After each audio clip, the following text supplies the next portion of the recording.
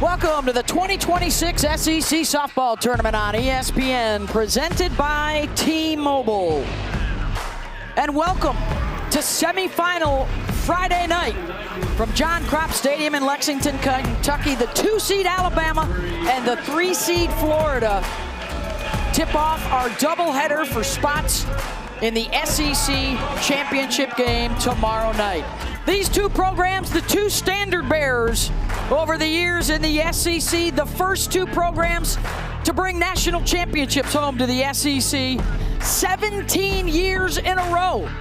Gators, or Crimson Tide, have been at the Women's College World Series, and they are deadlocked here at the SEC championships with 6 apiece. So one of them will play for another championship tomorrow night. The second game this evening, the defending national champion Texas Longhorns and the Georgia Bulldogs, who upset top-seeded Oklahoma last night to get a spot in the semis. Hi, everyone, and welcome to our semifinals here at the SEC tournament.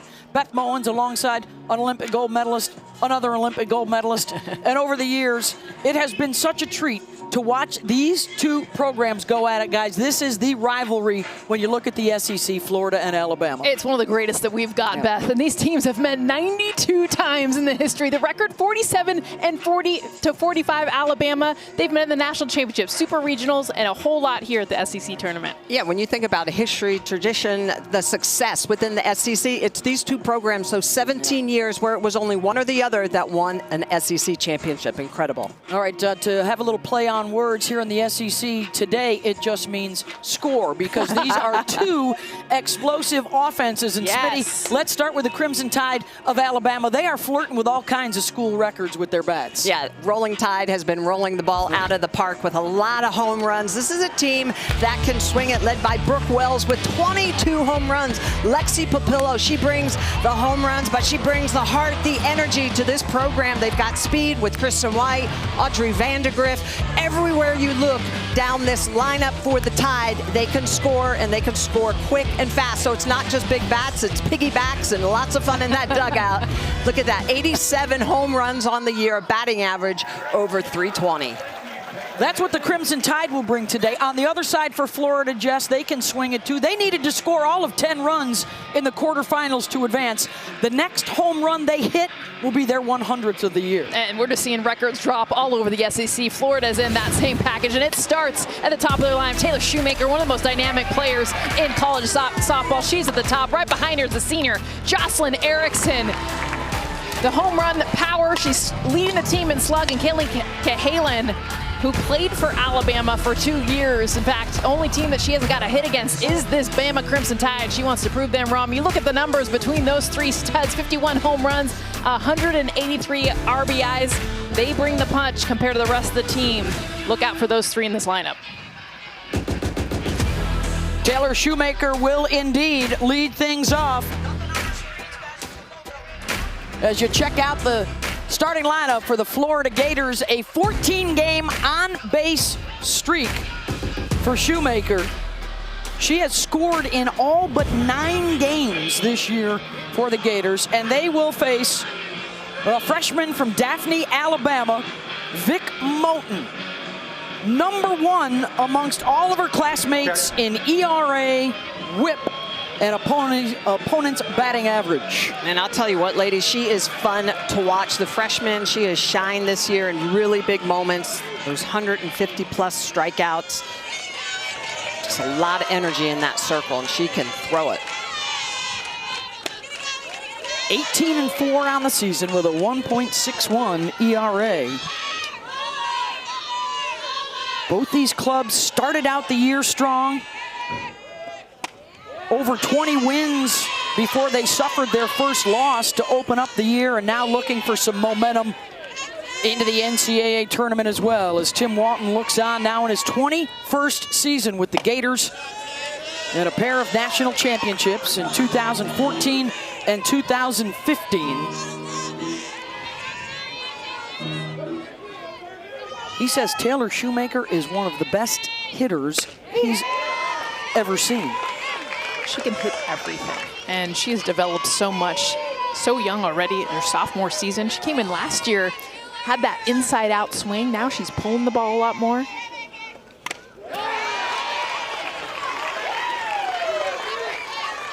You'll see her hit the off speed really well.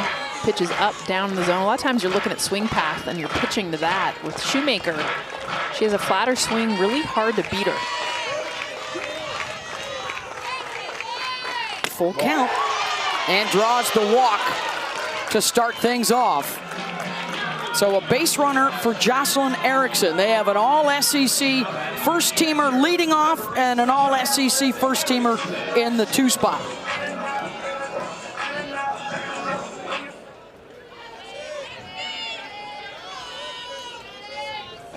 Started out her career at Oklahoma and now enjoying success with the Gators. Recently hit her 50th home run at Florida.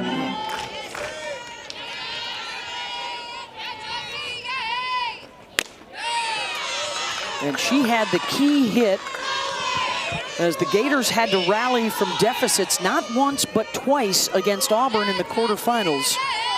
Her smash in the 6th was pivotal.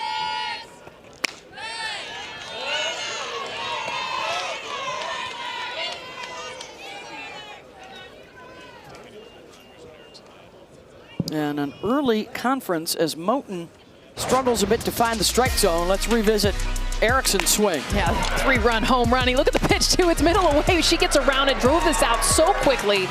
Line drive shot, left the yard before she even got to first base. Big reason why they are here today, the power, the pop of Erickson. She has so much power on the inner half. A lot of lefties, I like to go inside out, but I mean, you put her anything on the kitchen, cookie zone, whatever it is, you gotta make sure you're way inside, because even when you are, she can just get around that ball and drive it out of the park. Here you see the balls and strikes twice the ball count for Moten early on against Erickson, who was top 10 in the SEC this year in home runs, RBIs, and slug.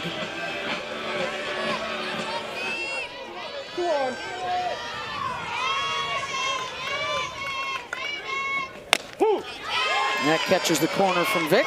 And that's a call she's got to get. I mean, she's going to live down there at the knees.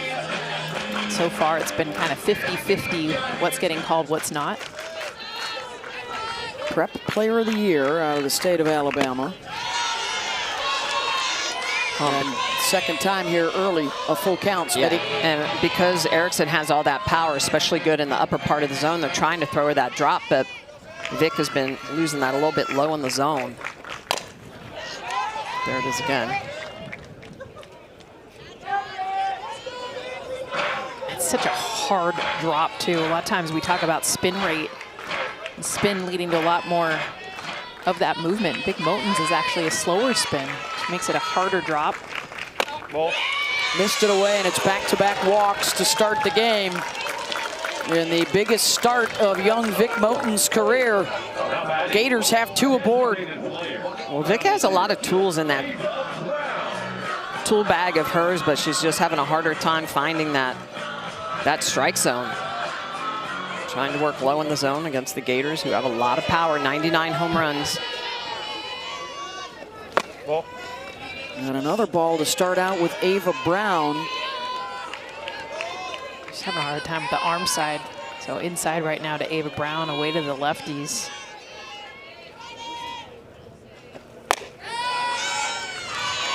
Ava missed a lot of time with a lower leg injury.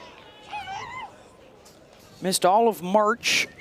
Was a 2-way for them prior, and now the focus has been on her hitting, not so much the pitching.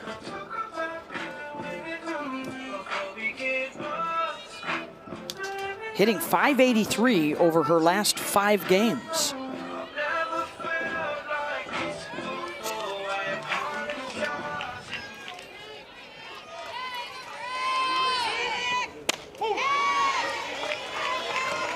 Gets that one across, 2-1.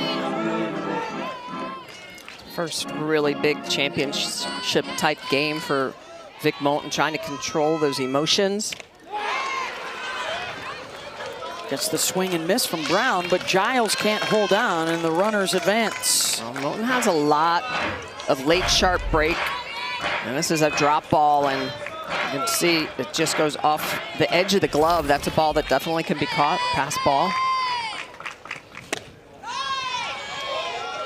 3 full counts to start out the day.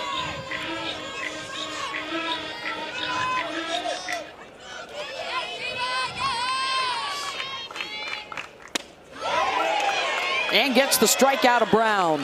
1 down.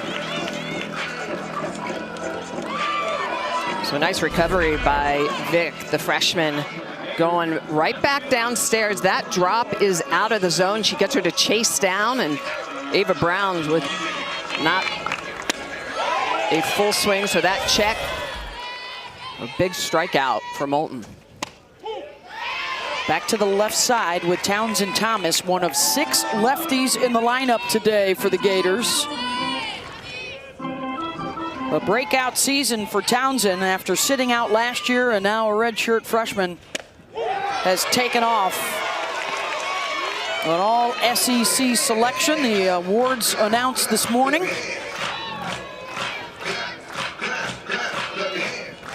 Stepping right in as the cleanup hitter. She's been outstanding defensively with her bat.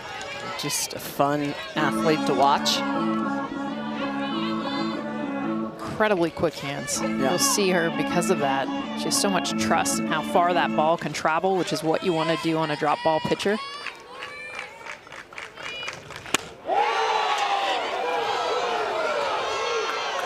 And Alabama really challenging the Gators inside, trying to get underneath the hands. Vic Moulton has a very good screwball. She doesn't really use that a lot to the lefties. And tried to get her to chase away 2-2. These teams did not meet during the regular season this year. We're both at the World Series in 2024, and the Gators eliminated Alabama. Good ball. Fouled that one off her foot. And you can just see the reactions by Vic in the circle, you know, the deep breaths. You can tell she's got some nervous energy going on there. 25 pitches already here in this first inning. She's throwing through her spins a little bit because of that extra juice. Gets her to chase with the rise ball, 2 down. And that's the energy that Vic throws with. And when she brings her pitches in around 70, 69, 70, she gets more movement. And look at this rise ball at the top of the zone. She gets Thomas to bite at this, and look at the emotion. That is Vic Moulton, the way she throws with so much energy.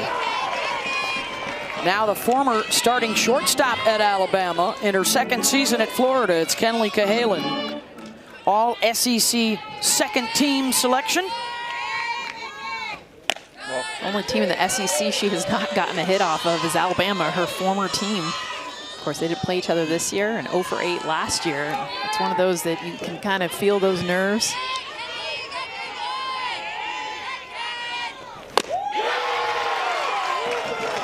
Now Moulton's finding her rhythm. Trying for a 3rd straight strikeout at 32%, second to Alexis Jensen at Nebraska amongst this rookie class.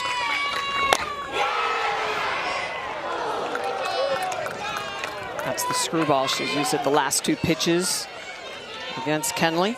You can see, Smitty, what you were talking about, just the movement now. She's starting to settle in those first 2 batters. She was so stiff. Yeah.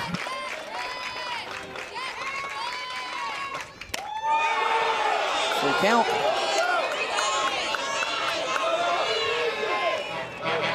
Well, you know, growing up in Alabama, Moulton's very familiar with the significance of this rivalry, and she strikes out 3 in a row to strand a couple Gators in scoring position. Vic Moulton is a superstar in the making. The freshman has so much power, so much energy, and great spins. Even though she has a couple of walks in the innings, she strikes out the side. She gets Brown, Thomas, and Cahalan all to strike out.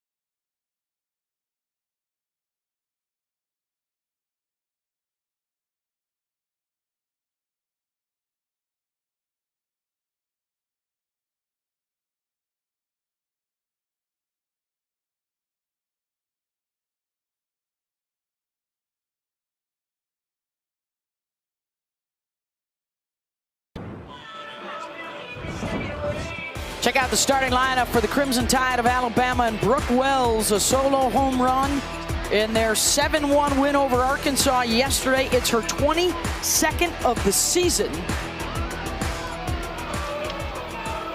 She is 4 shy of the school record for a single season held by Bailey Hemphill. And the starter today will be the righty freshman out of Palm Coast, Florida, Leah Stevens. Picked up the win yesterday, pitching 2/3 of an inning. That was an efficient outing. And Tim Walton wants to bring her right back as the starter. Says it's her time now to step up into the postseason. They need the arms. They're looking for that number 2. It's been no secret. He needs pitchers behind Keegan Rothrock. We've not seen that pitcher step up. They thought might be Ava Brown. She might be able to come back from that injury. That has not been the case. Olivia Miller got some time yesterday, got roughed up. Now Leah Stevens. And Jenny Young will start things off with a base hit for Alabama, and that will bring up the all-SEC freshman Brooke Wells.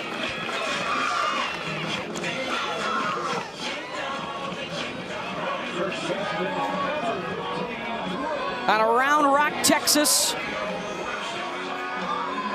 Transferred in from Houston, number 3 in the SEC in home runs, number 2, at Alabama, and number 2 in slug. Only Kelly Crutchman has had a better slugging season than Brooke. That's going back late 90s. I mean, anytime you're going back 20+ years to find records, you know they're good ones. See how low she gets, that big stance. Patrick Murphy picked up some key pieces in the portal this offseason. None bigger than Brooke. Was 2 for 4 with a home run yesterday. I mean, how strong you got to be able to sit and stay and then explode with that lower half. The way that Brooke Wells can do that reminds me a lot of Kendall Wells. Yeah. Katie Stewart, you see a lot of these bigger hitters where, you know, my quads start burning just watching how they hold these positions that low. But that's how comfortable they are. And she draws a walk, and just like for Florida, 2 aboard with nobody out. The Gators were stymied trying to get a run in. How does Alabama do? With Alexis Papillo coming in.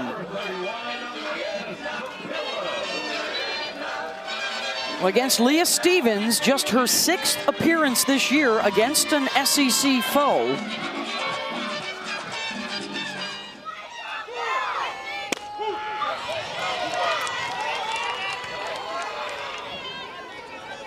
Papillo's had such a great year. The senior was really working during the offseason, got in the weight room.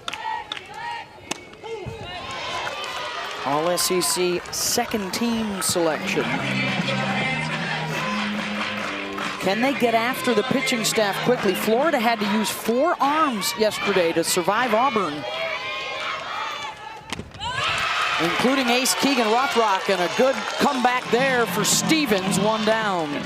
Stevens works from ahead this entire at-bat. A pitch that has a little up on it, expands the zone and gets Papillo to swing through that pitch on the outer half. It's a rise ball. It's got late sharp movement, and she chases Papillo for the big first strikeout of the game for her. Now it's Anna Roman, the freshman from Florida. 0 for 3 with a couple of strikeouts in her SEC tournament debut yesterday.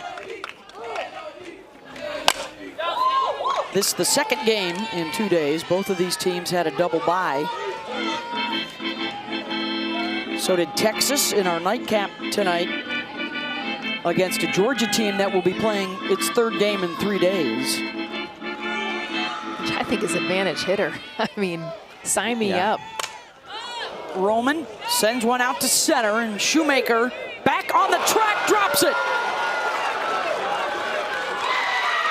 For whatever reason, this has been an issue for the outfielders throughout this SEC tournament. Yeah, we've seen so many drop balls, and it's been left field and left center field. Taylor Shoemaker, who is someone who will not make errors. Now the wind is blowing and there is sun, but this is a ball that she absolutely has to catch.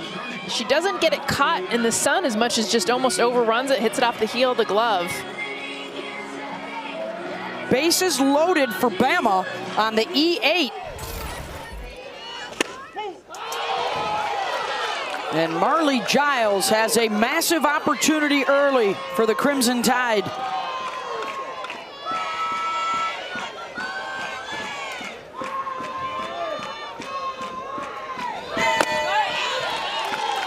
Stevens gets the swing and miss. 0-2.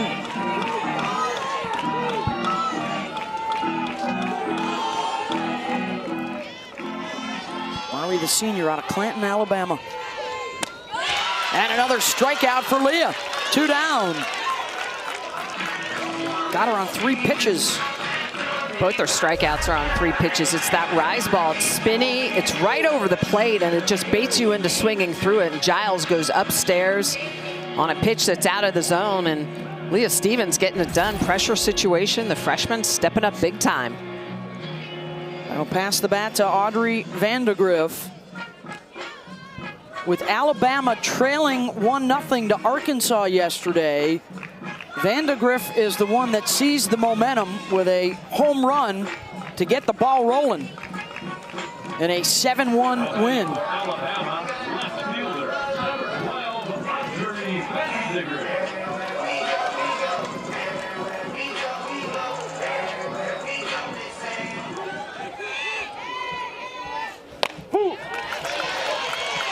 A single, a walk, and an error have loaded them up.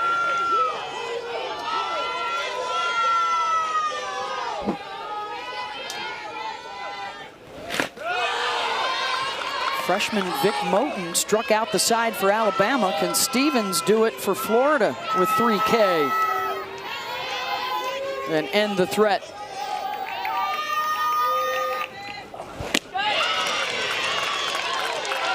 That Vandegrift fooled there, 1-2. Nice changeup, 53 miles an hour. It's a good split from that rise ball that's in the low 60s.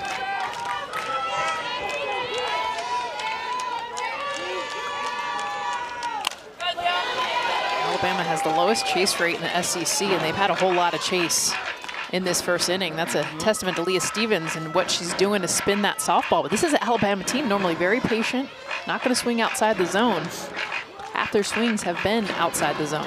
Yeah, for Patrick Murphy, national champs in 2012. And Leah Stevens matches Moten. No pressure from the freshman as they both rally to keep it scoreless. Leah Stevens working from ahead, and when she works from ahead, she is so good. She's using that rise ball, hoppy at the front of the zone, but how about the changeup? She strikes out the side, then look at the energy.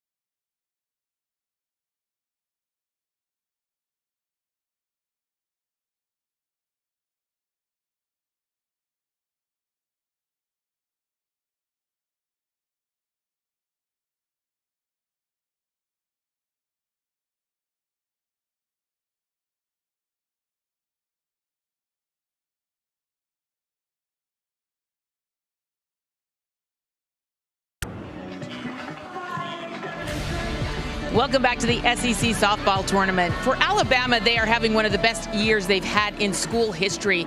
They are above their school record for batting average right now, and one of the reasons they have had great contribution all season long from Alexis Pupillo.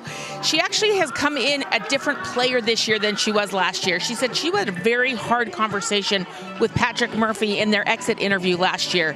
In 2025, you know, she had what you would have thought was a solid year, hit .302, 7 home runs, 30 RBI, but he said you've got to get in better condition. So she took it to heart and has lost 40 pounds. Ladies, she has worked really hard with their strength and conditioning coach, Melissa Diltz, who put together a very good plan for her and really came back in great condition. She said, I was embarrassed looking at the player who I was, and I decided that's not how I'd be this year. Holly, coming into her senior year, her biggest goal is I want to play beyond college softball. I want to play professionally, and I know that to be able to do that, I need to get stronger. I need to get more athletic. And I'll tell you what, it has led this entire team to do that. Yeah. Her big goal would be to play in the AUSL, play professionally. Patrick Murphy says this is the most athletic, most versatile team he's ever had in nearly 3 decades at Alabama. And they've had, you know, the same strength coach, the same resources, but he's like, it's a mindset. And we all know you can show up in the weight room and kind of pretend like you're lifting the weights and doing your thing, or you can get after it. This Alabama team's been getting after it. 6, 7, and 8 here for the Gators.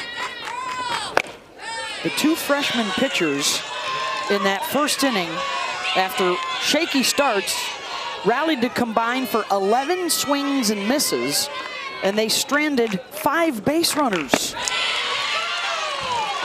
And now another walk to open up the second inning for Vic Moten as Madison Walker is aboard. I can't imagine Smitty knows this better than I do. Walk the leadoff batter 2 innings in a row and not expect to get out of it every time. This is a risk. 3rd walk of the game already. Well, Cassidy McClellan considers a sacrifice on SEC all-second team performer this year out of Lakewood Ranch. 0 for 3 yesterday against Auburn. Ball.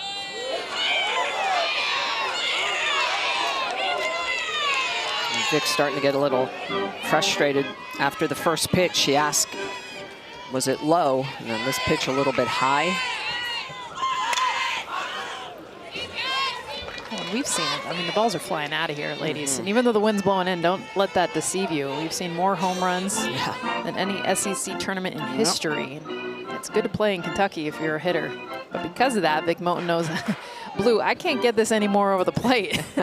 I got to live on the edges. Bluegrass, bourbon, basketball, horses, and bombs at the SEC tournament this year. All in that order? Maybe bourbon first. But here's Cassidy McClellan with another 3-2 count from Moten.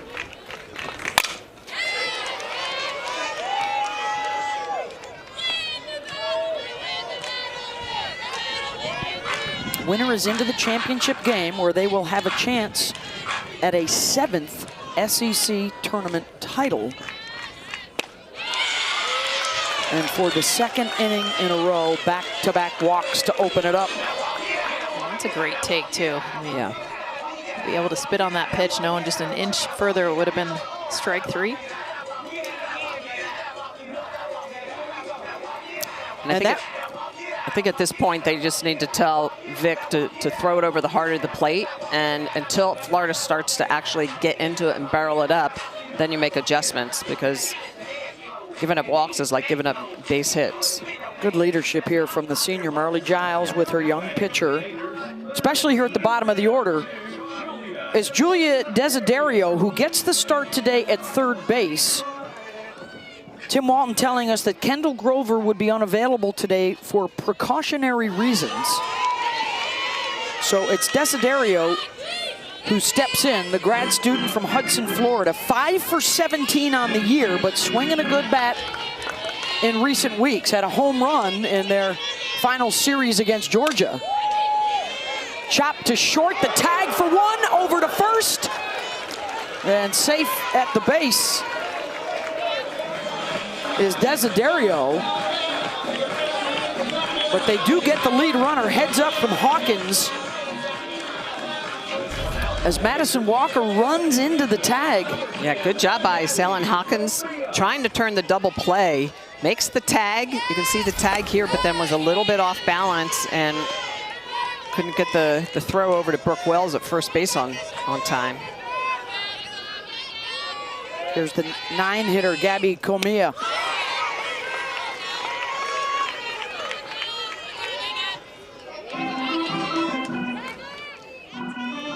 Sophomore from Indiana, member of the SEC All-Defensive Team.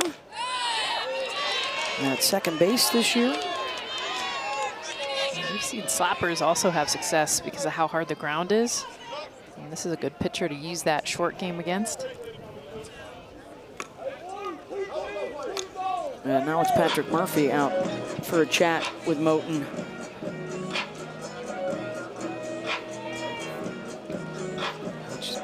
Possibly saying, hey, see all these other guys right here? Yeah. Let your defense help you out. And he actually just did that. He just kind of pointed at all of them, Beth, right there. Not my first rodeo, Smitty. But it's fun to watch. What a short gamer, the pressure and the movement you force from your infield. You already have your outfield drawn in. With base runners now, you got people scrambling to cover each bag. You got your corners trying to crash. And because of the speed at home plate right now, the easier out is most likely at any other base. And that's where, as a pitcher, you have to focus on that you have more opportunities to get outs at more bases.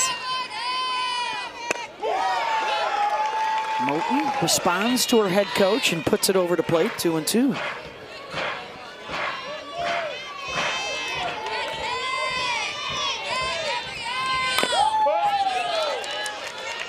Tell you what, two of the best pitches she's thrown as far as coming right over the middle of the plate and just challenging. Hey, I got movement on this pitch. I'm not going to try to hit the corners anymore.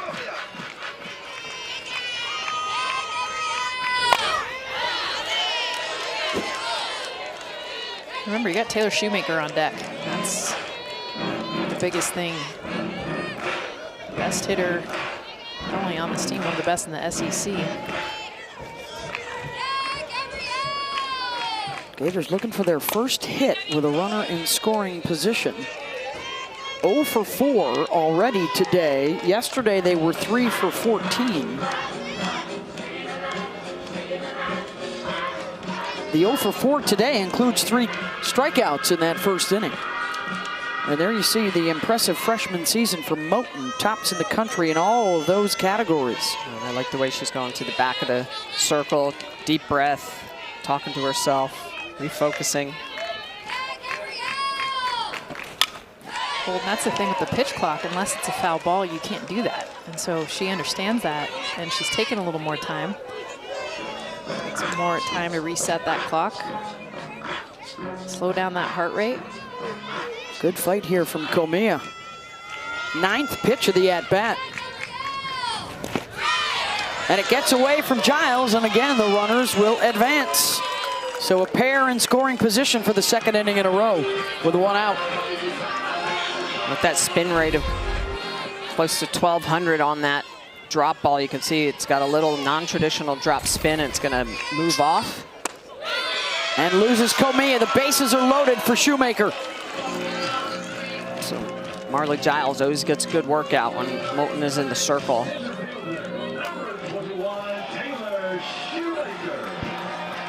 They got away with the trouble in the first inning. Can they do it again against one of the best hitters in the SEC? Taylor Shoemaker, in fact, top 10 in the country in hits this year.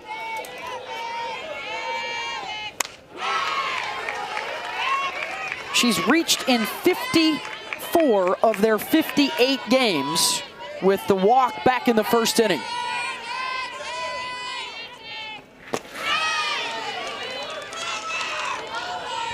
And already the 60th pitch here in the second inning.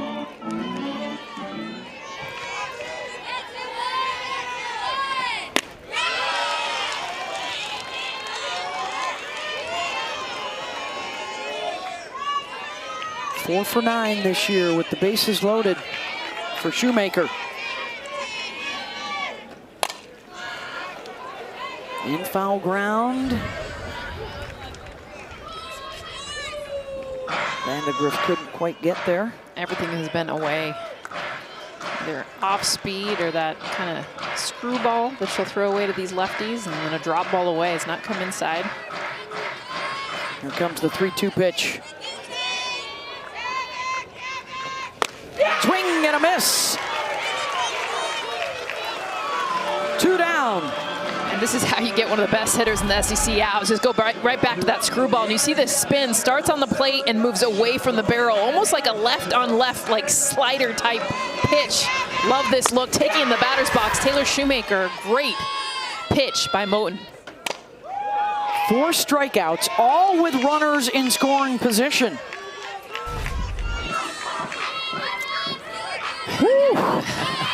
The deep breath from the freshman. Not out of trouble yet with Jocelyn Erickson.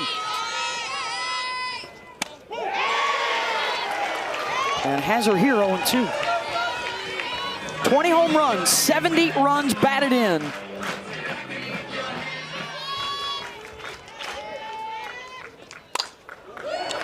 Fly ball to Vandegrift in foul territory, and the Crimson Tide get out of it again.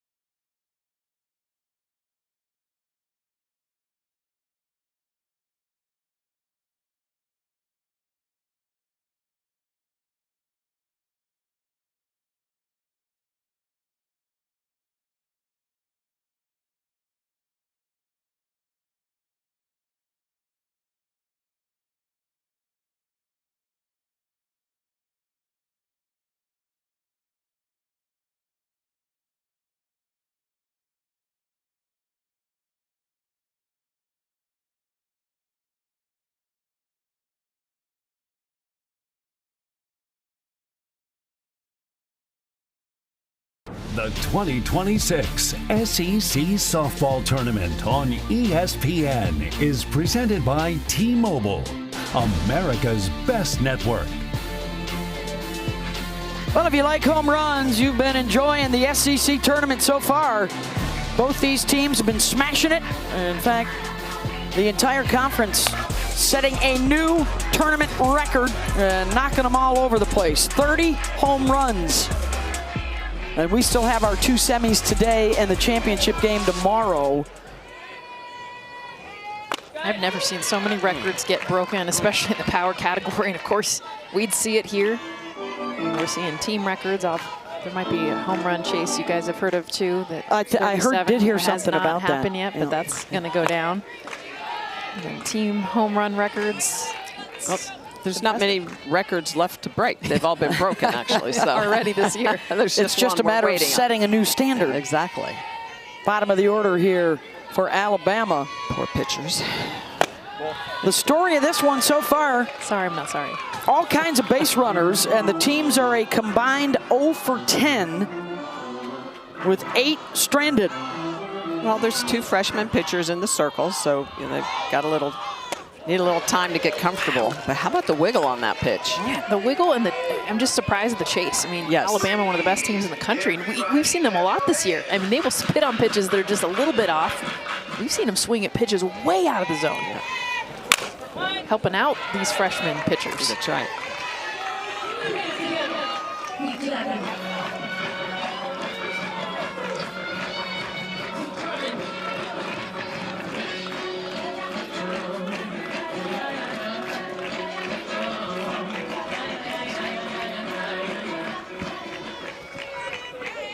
2-2 to Taylor. She sends one deep. Back it goes! And off the scoreboard! Follows up our home run conversation. And sends it out. Her 11th of the season and her second in as many days. Sends it 237 feet. And it's 1-0 tied. Oh, she'd been chasing pitches up in the zone. She was hunting. She was looking for this. Give me a cookie right at the letters, and she got one. I mean, a beautiful swing, being able to meet this pitch, hit it off the scoreboard. How about the freshman who talk about on the pitcher side? Embry Taylor, the freshman, her 11th of the season. Here's Salyn Hawkins. Gets hit by the pitch.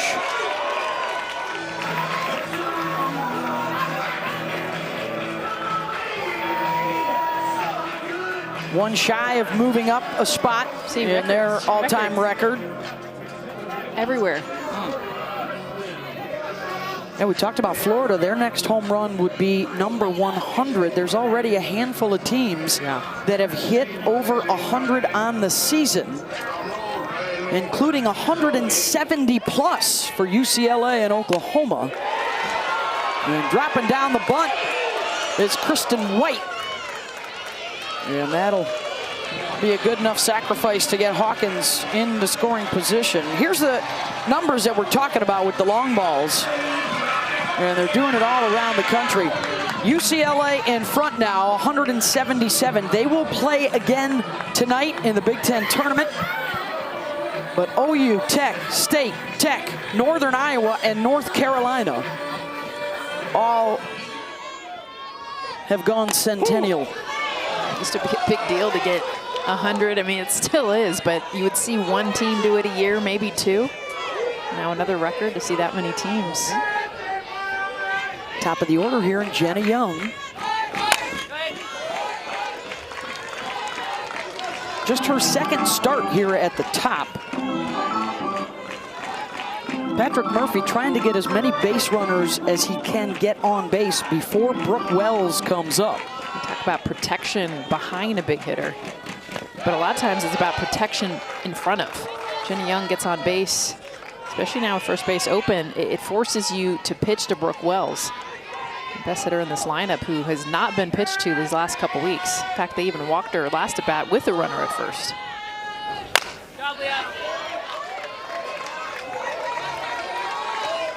Murph knows a thing or two about leadoffs because his research has also taught him that obviously the leadoff gets up the most to start innings. The number 6 hitter gets up the second most. And that's where he placed his old leadoff, Audrey Vandegrift, a month or so ago. And that has sent Audrey on a tear as well. Analytics, the data, understanding how important it is. Used to be just old school, same kind of hitter. Was in the 1, 2, 3, 4 hole. One of the reasons why he won SEC Coach of the Year honors. Young pulls that to the right side, and Comia handles a tough hop. 2 down with a runner on third, and here comes Wells, and how will Stevens throw to her? Walk the first time up. I mean, if you're going to walk her with a runner at first base to put her in scoring position, you got to walk her now. I mean, you got 2 outs. I get it. Papillo's on deck, but Brooke Wells. And Papillo struck out on the rise ball, chased her out of the zone. So I think you have to be very careful here, and I'm sure that's what Florida's going to talk about. Let's send it over to Holly Rowe. Well, Leah Stevens getting this start in a big moment. She is such a young pitcher, and Tim Walton telling us before the game he thinks it's really helping her that school is out. She is an aerospace engineering student, and she got done with her classwork so she can kind of free her mind up just to focus on softball. Big moment for her right now. I think she's hoping there is no aerospace engineering that see what you here did today. there, Holly. See what I did there? Well, that is the former Alabama SEC Pitcher of the Year, Stephanie Van Brakel, that is out there talking to her. So much connection between these two teams. So much. One of the 7 Alabama SEC Pitchers of the Year now that Jocelyn Brisky has joined that group this year. That's the most of any program in the league. So back to Wells, and it's ball one.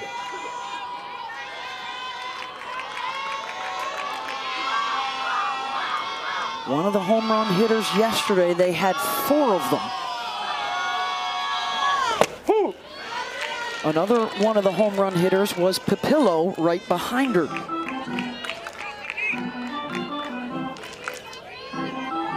Such a quiet hitter too. Watch that front foot. She just picks up her heel and puts it down. Ball.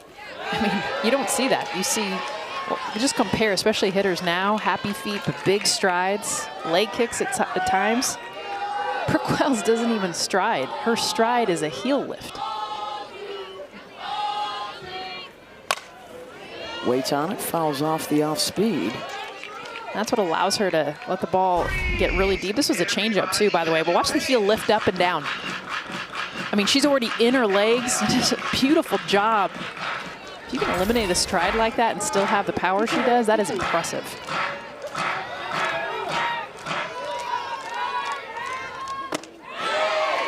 Holds, full count. And she allows the ball to really travel. I mean, she was almost late on the changeup, which is impressive.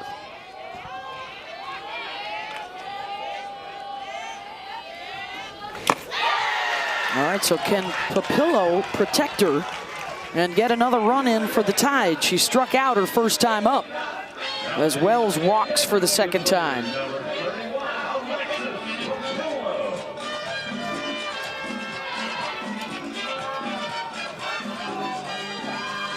Transferred in from Northern Iowa, now in her second year at Alabama.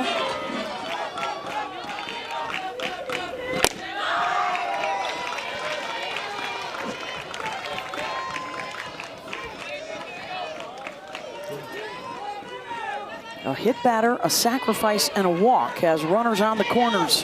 And a 1-1 count now to Alexis. Nice changeup. Dropping that on the outer half of the plate.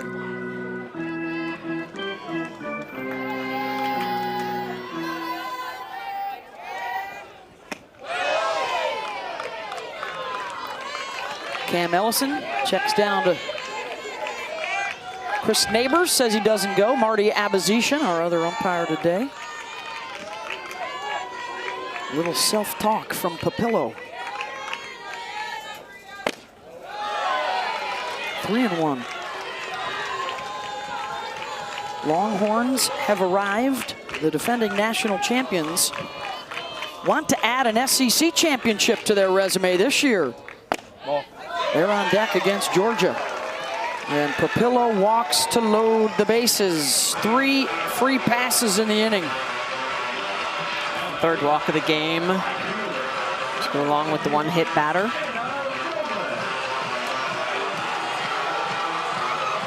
Both freshmen playing with combustibles here the first 2 innings, ladies. Yeah. So far, they've been able to manage it pretty well. Yeah, they've wiggled out of big jams with the bases loaded, both of them. Anna Roman hoping she can provide a blast. Roman had a big home run yesterday. Yep.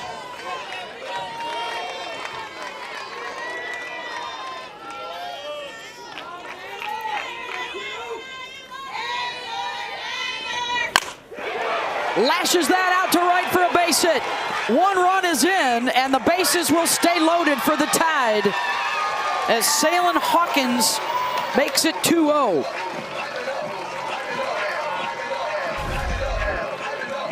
Watch the swing on this too. That front side just kind of opened up. You see the hips trigger first, able to get to pitch middle in.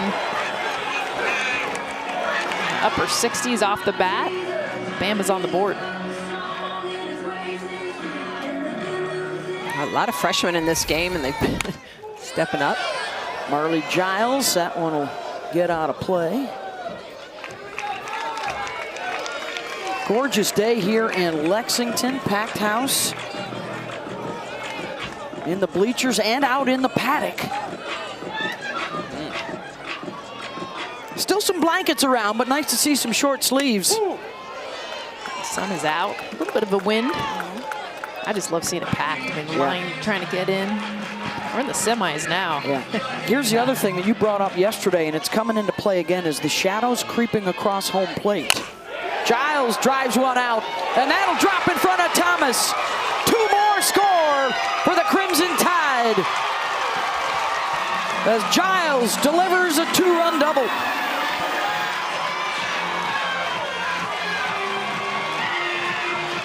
Starting to adjust now to Leah Stevens, getting pitches that they can hit hard off the bat. And this is a ball that starts to sink. And we've seen Thomas make some incredible catches, but you see this just continue to go down. One that she probably shouldn't have left her feet for, just because it was almost impossible to catch. And because there's 2 outs, 2 more runs come in. One of the best catches of the tournament, I'll tell you what. Townsend Thomas, a great outfielder, and that's just a tough read. Well, and as I watch Michelle Smith fill in her scorebook, I sense the cringe as all 3 passes have scored for Alabama. They always seem to find a way. They had not until this inning, but eventually, you mentioned it, Beth, they find a way to sneak across the plate. A 4-run inning for the Tide, still working it. Here's Vandegrift. Struck out on a changeup her first time up.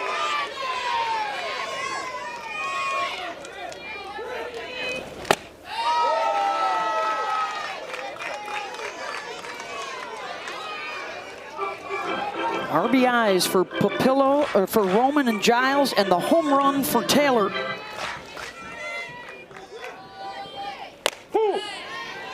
One and 2.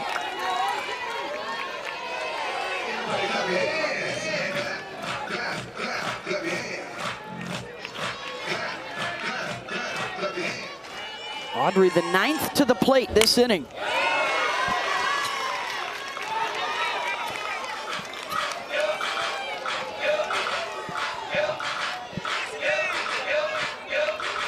And a long wait in the dugout for Vic Moten. Smile on her face, though. She's got at least 4 runs when she goes back out there. Pulls that to second. Comia is there, and that'll end the inning, but a big one for Alabama.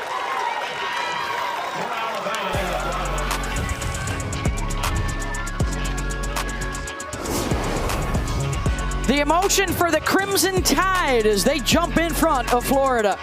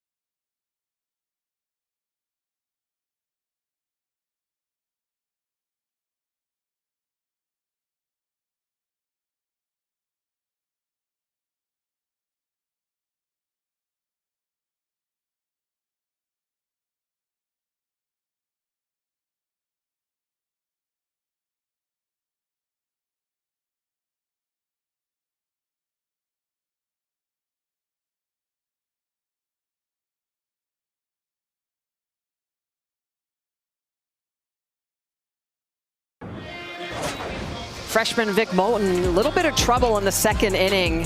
Head coach Patrick Murphy comes out, gives her a little bit of a pep talk, tells her he wants her just to pound the zone. Bases loaded against Shoemaker, one of the best hitters in the game. Nice screwball in the outer half.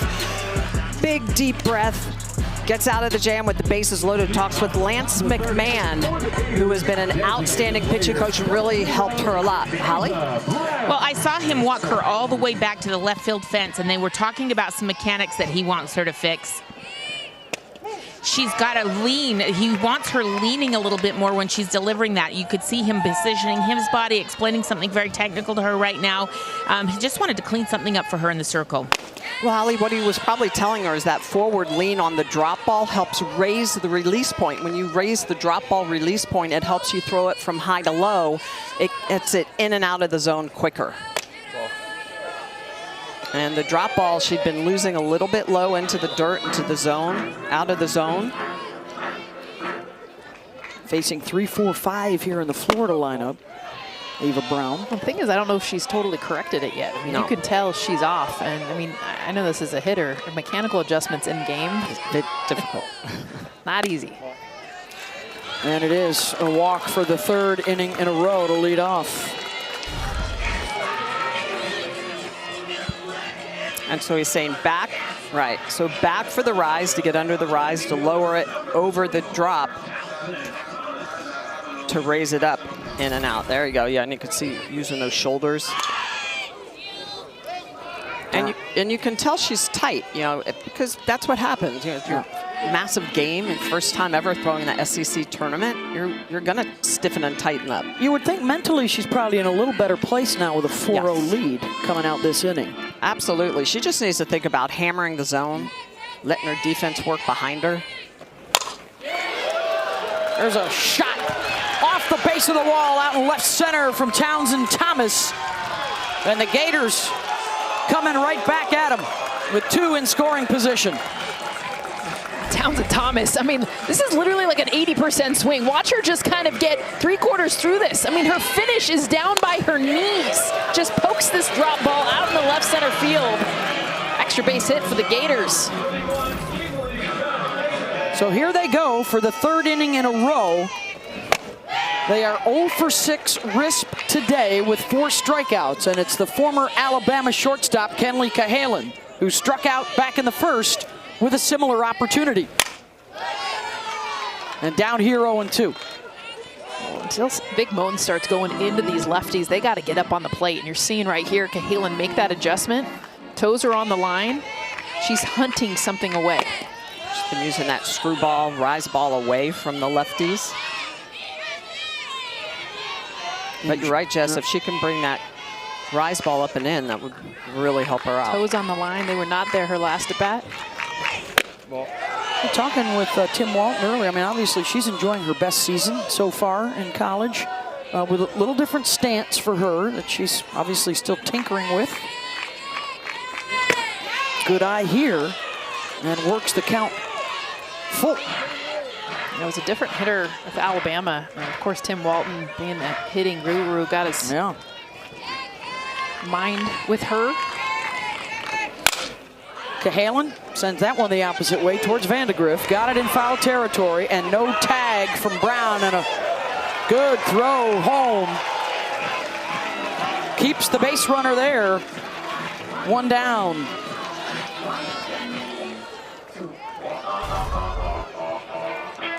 Yeah, a lot of times you'll see a faster runner maybe try to tag on this, but you see Vandegrift gets behind it. And look at the throw. She would have been hosed. Yeah.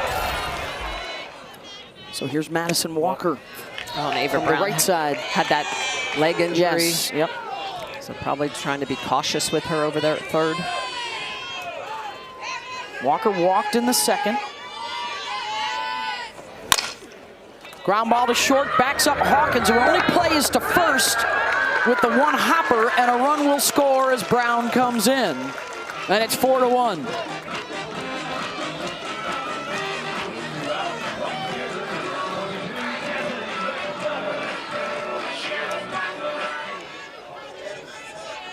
So the walk hurts Moten for the first time today. As Brown walks and comes all the way around to score. And with 2 outs, here's McClellan.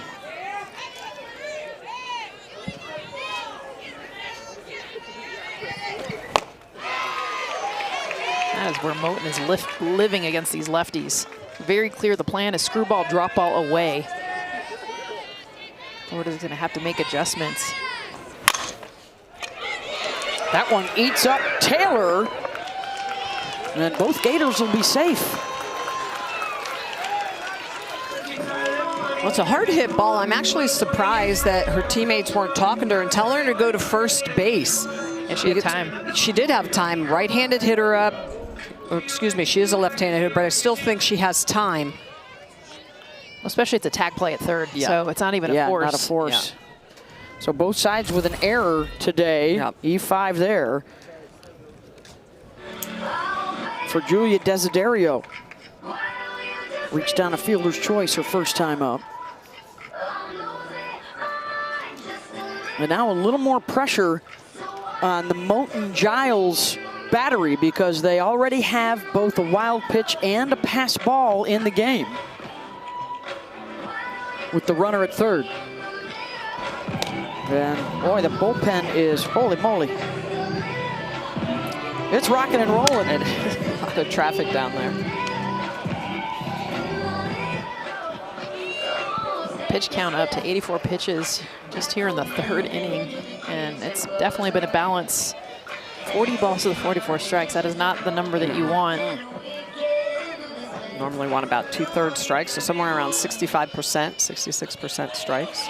Tying run comes to the plate for Florida as they try and respond to the 4-run bottom of the second from Alabama.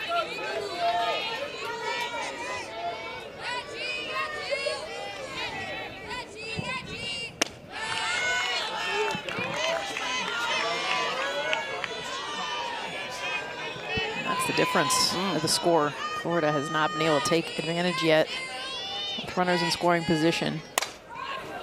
Opposite towards Roman. And that'll end the threat, but 1 run in for the Gators.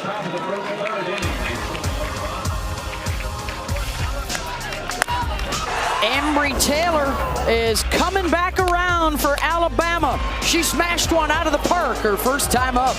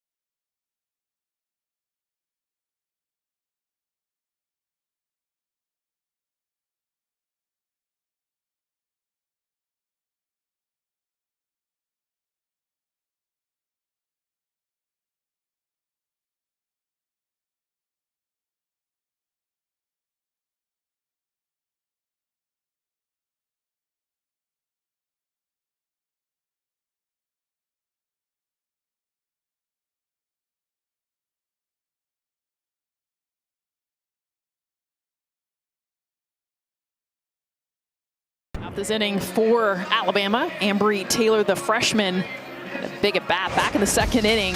Tell you what, she was hunting a pitch up in the zone, and that's exactly what she got. Was able to get a pitch right at the letters off of the scoreboard. 240 feet, hitting it out to left field. And look at the launch angle, the breakdown of this pitch, right at the top of the zone. 35-degree launch angle, 236 feet. Get out of here at 69 miles an hour. And tell you what, that's why you see hitters chase that rise ball. You get one meaty in the zone like that, there's only one place for it to go, and that's out of here. So homers in her last 2 plate appearances. First 2 innings for Alabama, 8 of the 15 that have come up have reached. And this one will stay in-house. Shoemaker's got it. 1 down. They batted around the order that last inning. Continuing what has been a big story all season and here at the SEC tournament. what did they have, 9 runs, I think, in 5 games prior to this, and then 7 yesterday. Had a little bit of an offensive drought. And remember, yesterday they beat Arkansas, which is a really good pitching staff. Robin Herron, be able to knock her out of the game, that says a lot. That was the #1 versus #2 RPI.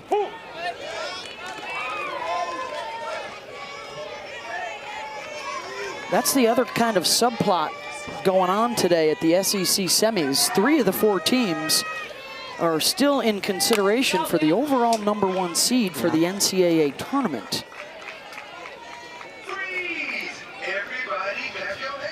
With Alabama, Florida, and Texas. You may have Oklahoma in that conversation, but certainly Nebraska. We'll see if the Sooners' early exit hurts their standing with the selection committee.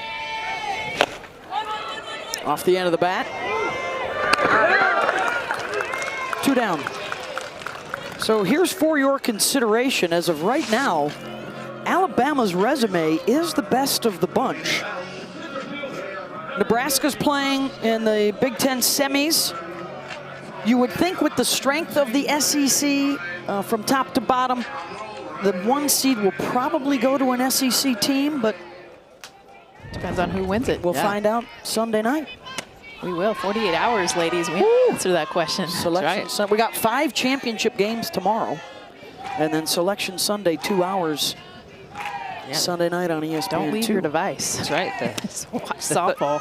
31 AQs are being punched as we speak. Yeah.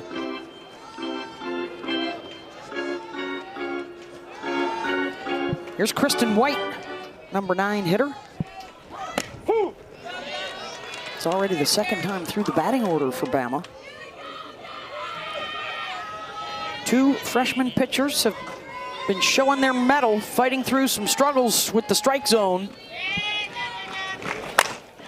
White, good slap out to left. And that'll pass the bat back to the top of the order. White has been so good. Love the way that Kristen White has not had a lot of playing time at the beginning of the season and just got to the point where Coach Murphy couldn't keep her out of the lineup. The senior getting it done in both center field as well as in that 9-hole. Has a lot of speed, a lot of energy. A lot of fun. Yeah. Yes. She's a great story. The pride of Phoenix City, Alabama. A late signee for Patrick Murphy 4 years ago. And when Coach asked her what took so long, she said, I'm just waiting for you to come ask me, Coach. I want to be with the Crimson Tide. And she's been a stalwart for 4 seasons. Pitching change here for Florida when we come back.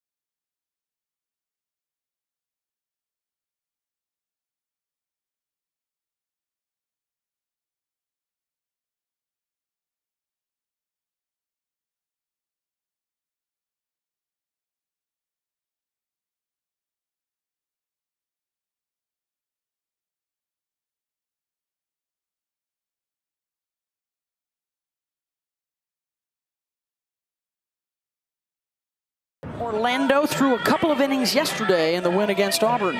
She's done a good job of limiting the free passes this year, just the 16 walks. She comes on with a base runner at first, 2 outs, and it's the top of the order. Jenny Young is 1 for 2 with a single.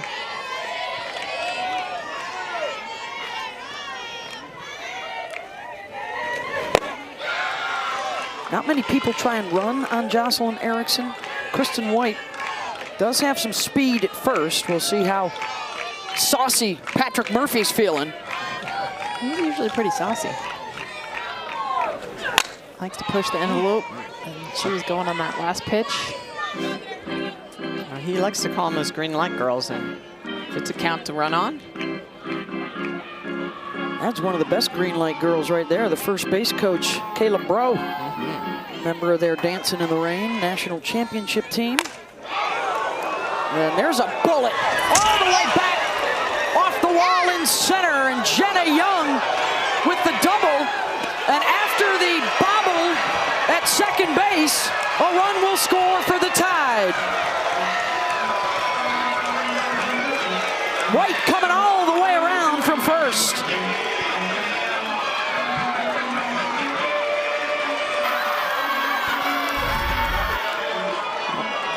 Pitch on the outer half. That's a curveball that just does not get away from Jenna Young, and she drives that all the way to the wall.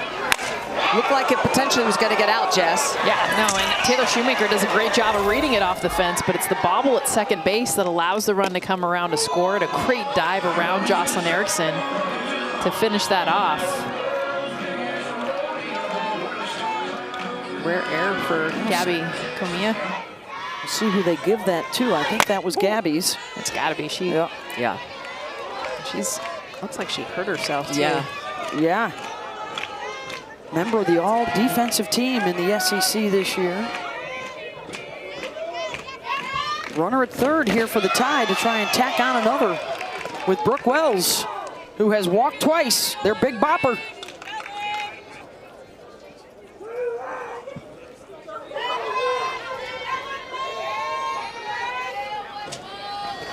Ball.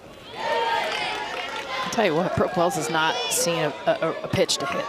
She's walked twice, and even the strikes that she's had have been borderline. It's clear they do not want to give her anything close. Ball. Well, especially with Papillo being a lefty coming up. It's a better battle for Miller. Third time she's trotted down to first.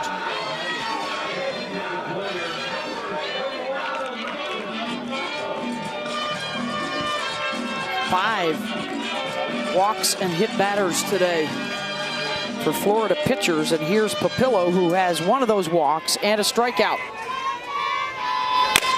Right back up the middle, and a run will score. RBI single for Alexis.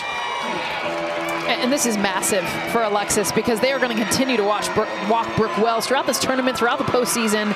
She is the hitter they circle, and the protection has not been there the last couple weeks for Papillo to be able to drive this pitch up the middle, get a run in after the walk. She attacks first pitch too, and look how far this pitch is moving off the plate. Give her credit, staying with this, getting just enough to drive this up the middle. Yeah, and just Olivia Miller, lefty-lefty battle, 2 curveballs hit by lefties. They've been able to get through them, around them. That pitch is just not leaving the zone quick enough for Olivia Miller. So after the 4-run second, they follow it up with 2 more here in the third. Kinley Pate is on the pinch run.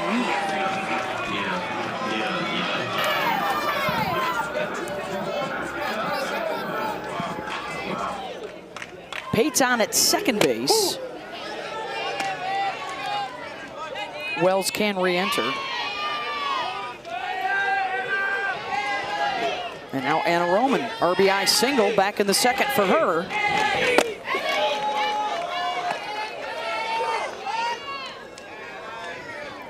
Two errors in the game for Florida, the second best fielding percentage in the country.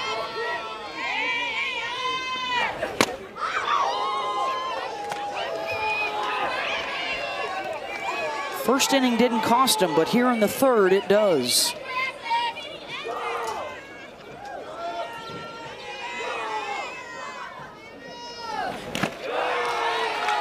Shows too just the diversity within this lineup. I mean, 6 of the 9 players in the lineup have come around to score. I mean, 8 of the 9 have either gotten a hit or scored a run. I mean, it's throughout the lineup. This inning started by the bottom of the lineup. The home run came from the 8-hitter.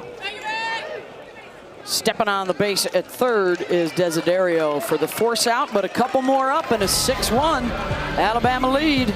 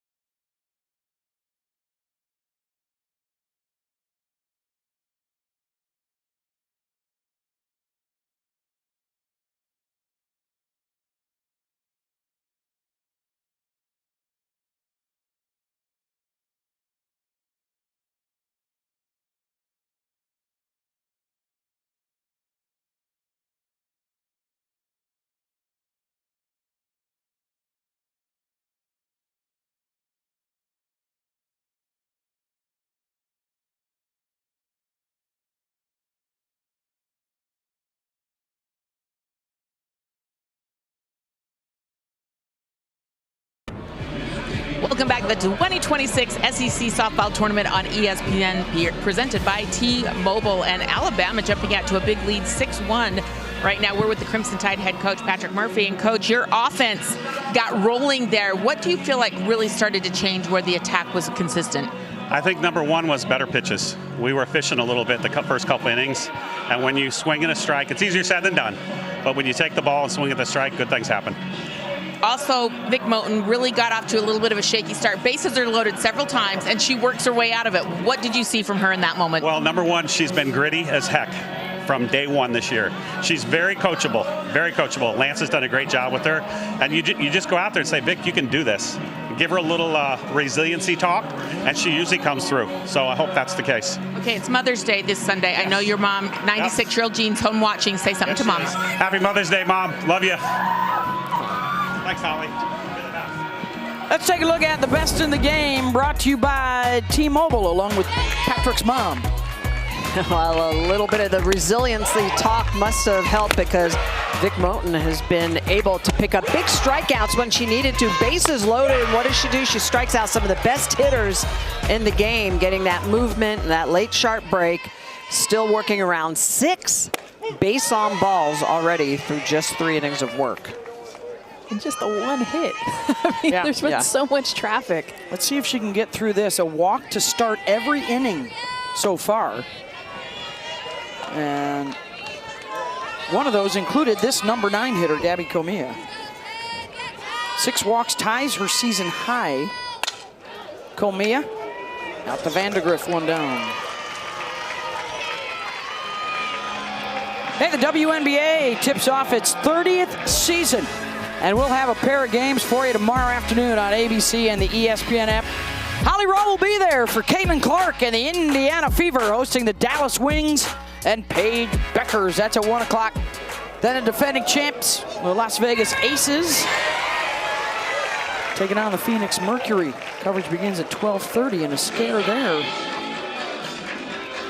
And Taylor Shoemaker was not wasting time. Wow. She saw the screwball that she had struck out on. She came out swinging hard, just missed a home run by about 2 feet. This is the part of the lineup for Moten. Gonna have to challenge 2 best hitters here, Shoemaker and Erickson. 2 outs.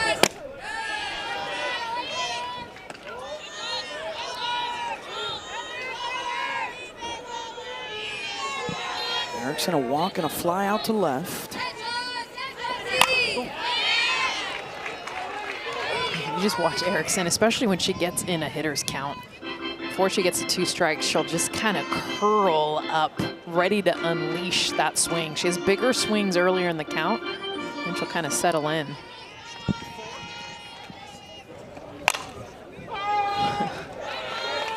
So far for Vic, 2 innings with over 30 pitches, another inning with over 20. Trying to get out of this with less than 10. At 5 right now.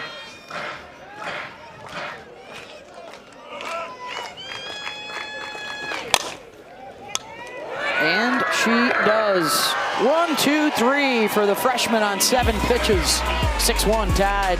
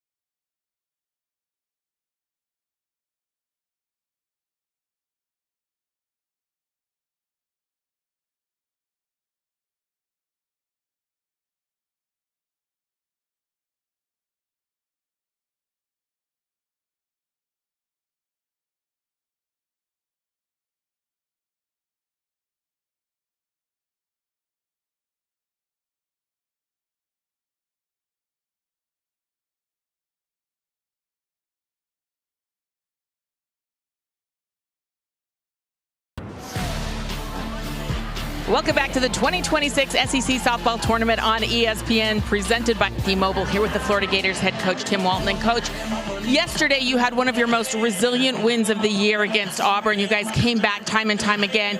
Tell me what you have to do here to do that same thing. Well, the difference right now is them taking advantage of 2-out hits. They got done a really good job of that. We've had plenty of opportunities throughout this game, obviously a ton of walks, but haven't squared a ball up with a runner in scoring position. So just got to do a little bit better job of that. What do you want to see out of your circle right now? Alabama's starting to really get some great offensive momentum. Yeah, I mean, like I said before, just be able to get a little weaker contact. I mean, obviously feel like the ball's over the plate with Olivia. I just need her to just extend this game for us to get it a little bit further, get Caitlin Oxley in there, and then let Keegan come in here and get a couple innings here at the end. But the goal for us today was to come out and get us another pitcher to get a big game. Leah got us a good start, not obviously enough to get us a lead here in the 4th inning, but just get our pitching staff a good opportunity of not only confidence, but hey, we're going to need you here next week. Thanks for laying out your entire pitch. I love that. Thank you. Okay. Awesome. Well, the reason Tim's talking about trying to regain that lead and slow down this Alabama momentum, 2 of the 3 innings, they've just put on an offensive show from the home runs, long balls, the extra base hits, taking advantage of runners in scoring position. Oh, by the way, 2 outs, 4 of the 6 runs coming with 2 outs. Do not fall asleep on anyone in this order. 8 of the 9 have come around to score or have participated in getting those hits. Marley Giles, first pitch swinging right after Shoemaker, 1 down. Even their outs have been loud. Winner is into the SEC championship game tomorrow night against the winner of our 2nd game coming up next, Texas and Georgia.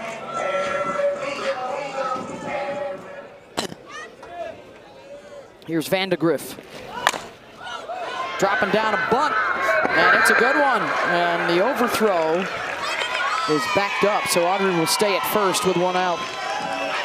I love that Vandegrift lays this down because she had a strikeout back in the 1st inning, kind of had struggled a little bit with the bat, but then she's got this speed. Just pull this out of your back pocket, getting it down the first baseline. This is not easy to do from the left side. That's her 13th bunt hit on the season, a big part of her game. Well, and that's just smart. So hard for a left-handed pitcher to be able to get a bunt down that line.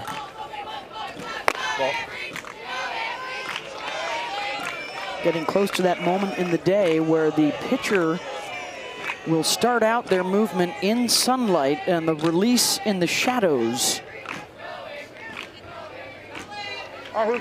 Yeah, this is the hardest time. It's not when it's halfway or closer to the batter. It's actually right when it's up on the pitcher, because when she's starting, it's bright, and then she's into the darkness. So all you're doing is looking at her hip as a hitter. You're not paying attention to anything else. And when she is starting, you're staring at the hip, and that hip, when it gets to that front of the circle, is when it starts to turn dark. Hard to pick up the softball. Embry Taylor, her 2nd hit of the day. And Vandegrift will keep on going to 3rd, and she's in safe, allowing Taylor to scoot over to 2nd. And a couple in scoring position with 1 out.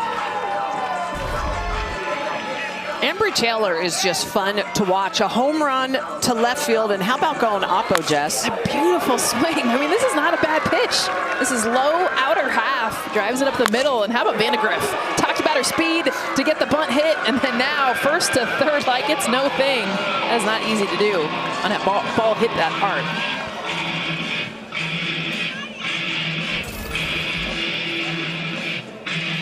I'm sorry.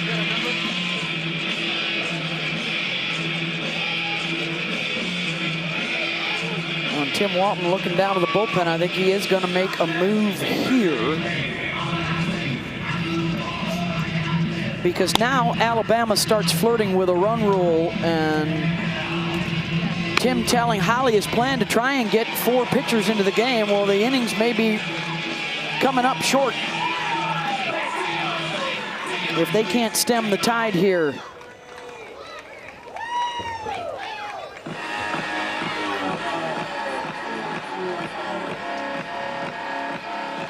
So it's the 3rd pitcher of the day, and it's Caitlin Oxley coming on.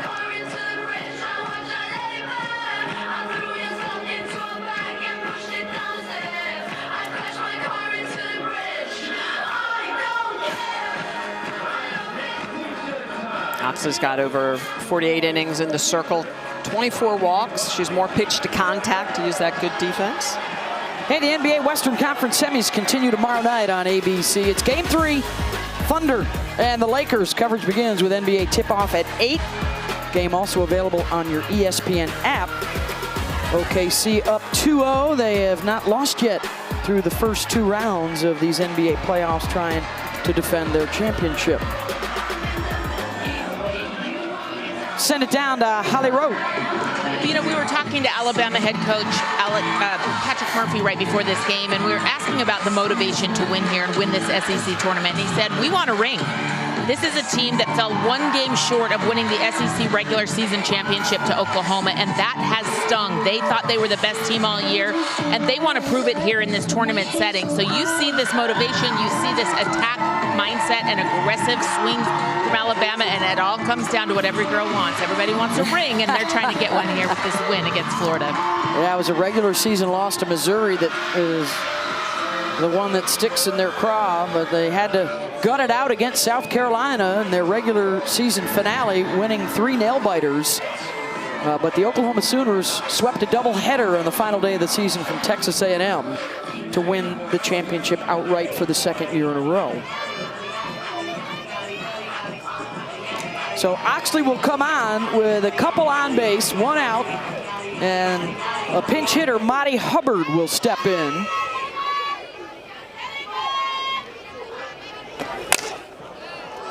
And first pitch pops it up to short. Cahalan is there, 2 out.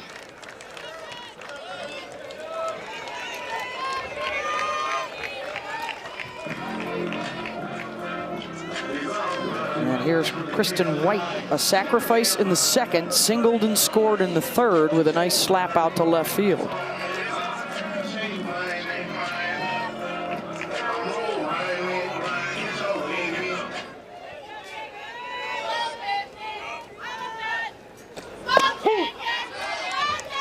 Brings it in for strike 1. That's a nice curveball in the inner half. A lot of right-handed pitchers don't always like to throw that curve into lefties. First time I've seen a Florida pitcher come into a lefty. Everything has been middle away.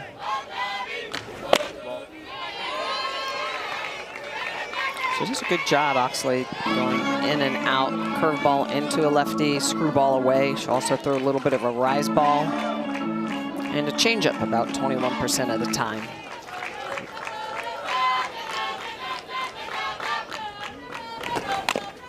She's a former prep player of the year in the state of Florida.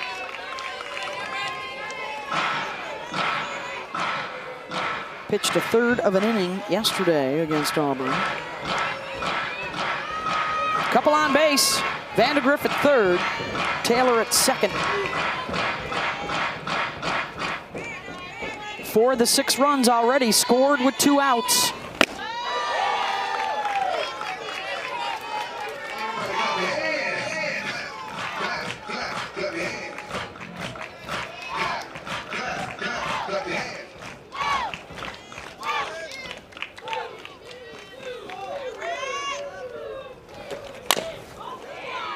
Pulled foul.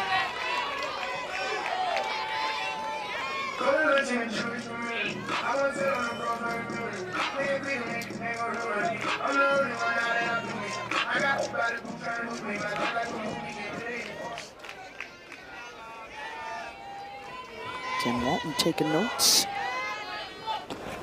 And that one hit her. Hit her in the box, so she'll come back. I mean, they've just been attacking her inside, too. A lot of times, because you're moving through the box, like Kristen White, it's so hard to be able to then also keep your hands. Look where this pitch is. Hits off her body. In the box, good call. Yep. Right toe. But if you can kick it for a hit, I mean, why not?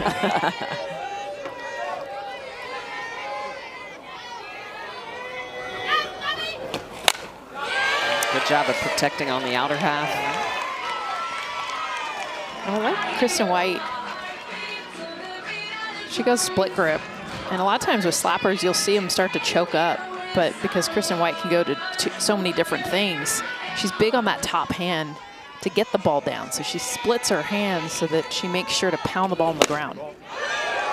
Full count. It allows her to have more back control with that top hand. And Jess, what's also interesting with that top hand, the fact that the way that they're playing her. I mean, look at where right field is. That whole right side is open. Pops it up and actually is there to make the catch. Couple stranded. 6-1, tied.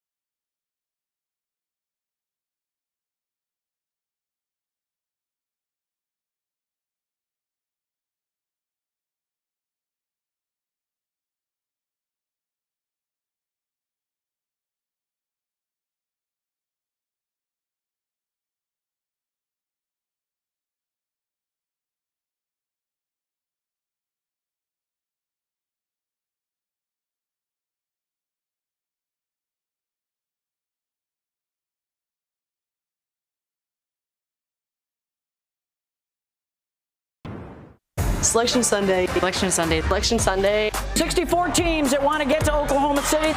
Everyone in the country wants to hear their name be called. I feel like it's just the beginning of a new season. The selection special Sunday night. 2 hours of coverage, and then the regionals start next Friday, a week from today.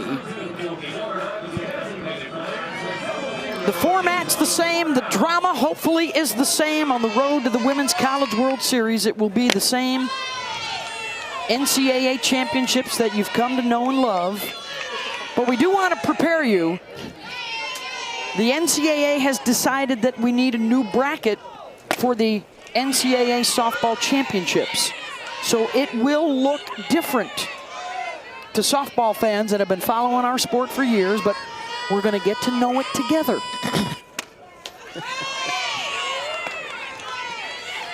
We will still talk about the top 8 seeds would be your super regional hosts. The top 16 would be your regional hosts. But the bracket will look a little different. As Ava Brown draws the walk. You're going to have to, when you look, go to ncaa.com and take a look at it. And familiarize yourself with it. You got to think like it's the women's basketball bracket. There's going to be 4 different quadrants, and each quadrant will send 2 teams to the Women's College World Series. The national seeds will now be assigned a 1 to 4 in each quadrant. And what we've always talked about as your 2 seeds, or the second best team in each regional, they will be assigned 5 through 8 seeds. So each of the 4 quads will have 8 seeded teams in it. Again, the tournament is the same, the format is the same, the drama will be the same. The only thing that's different is the look of the bracket. And we'll come together for the next 48 hours and get to know it. I'm going to get my Sharpie out. Yes, yes. Convert it back. We'll be able to explain it. Beth does such a good job. I will use all of my powers as a doctor of letters. You know, they say if something's to bring it on important, home. Repeat it 3 times. Yes. Thomas out to left where Van de Griff has been busy. 1 down. So after that 7th walk of the game, that's a season high for Vic Moulton on the free passes. It's incredible, Smitty. There's only 1 run that's come in with 7 free passes, especially with Florida's offense. done a good job. Yeah, she'll put runners on base, and then she tends to shut them down as soon as they get further along. How about to the tune of 1 for 12 with runners on, and nary a hit. 0 for 10 Risp so far in the game. You heard Tim Walton telling Holly Rowe, hey, we just need our pitchers to buy us some time, get those bats going. Those are the analytics, all the keys that we talk about when coaches want clutch or key hitting. It's runners on, 1 for 12 Risp, 0 for 10, 2 outs, 0 for 5.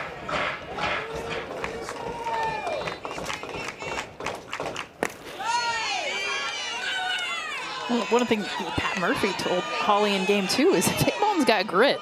Yeah, she's walking people and struggling. Her mechanics are off. We've talked about that. Lance is trying to work with her in game to fix those, but he's like, I love her, how coachable she is. I love that grit and that fight that she's got. And when you talk about grit, earlier this year, she started a game, basically imploded, kind of what she did earlier today. They had to take her out, but they put her back in at the end of the game, and she was on fire. Yeah. She was a completely different pitcher.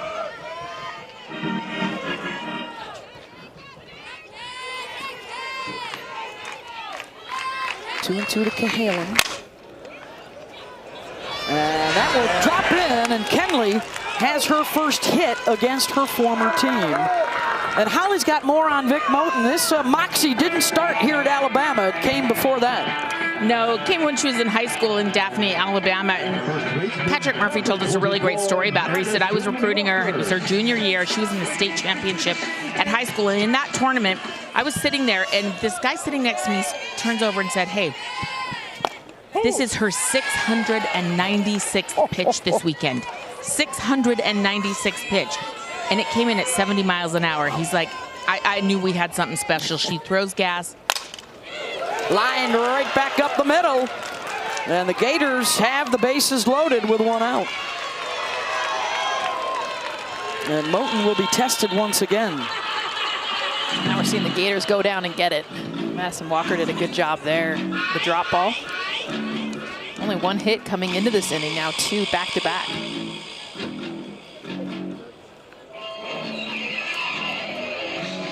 Big opportunity here for Florida to get back into this game.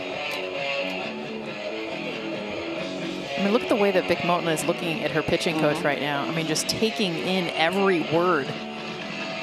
You see, I mean, she is, I mean, that is, anyone who's ever coached, anyone who's ever taught, that is the look of someone who is paying attention, listening, and absorbing that information. Coachable.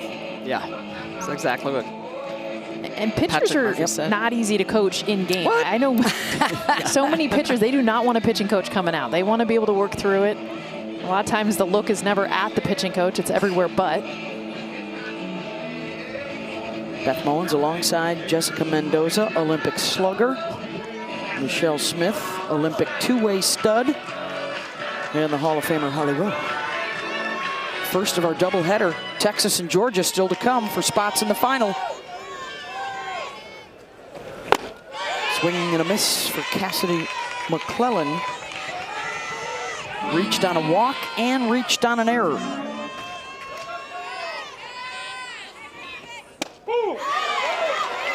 Oh, 2.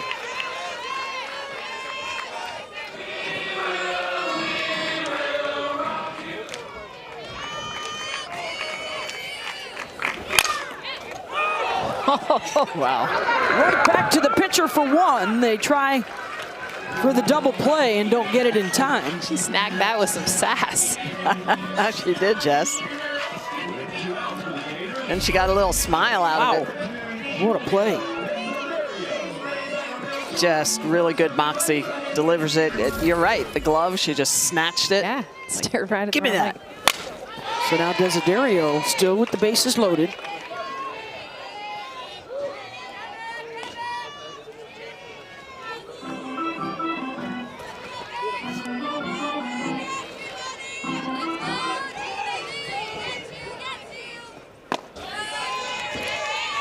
Typically when Vic is on, she throws with a lot of energy, a lot of passion, a lot of leg stomps. Just see the fire in her. Not as much today. She's been a little reserved. You can tell she's battling through some stuff. think she's trying to feel her body right now. Yeah. She's getting a lot of corrections, trying to be aware of what she's doing. Desiderio, and the pop up to short. 0 for 4 for the Gators with the bases loaded today.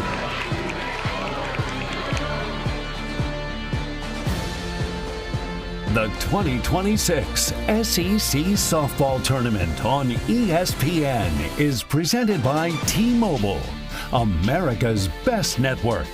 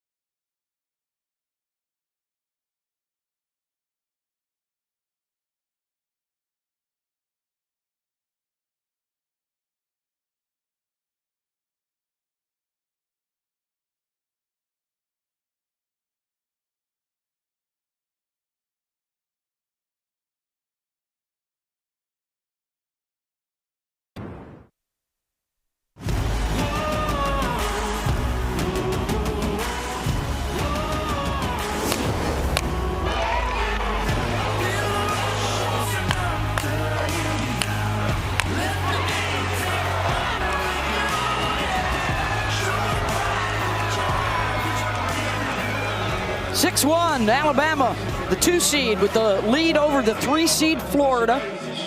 As we head to the bottom of the 5th, winner is into the championship game tomorrow night on ESPN. And still to come this evening, defending national champion Texas and the Georgia Bulldogs, who knocked out the 1 seed Oklahoma last night. One of 5 championship games we have for you tomorrow on Championship Saturday,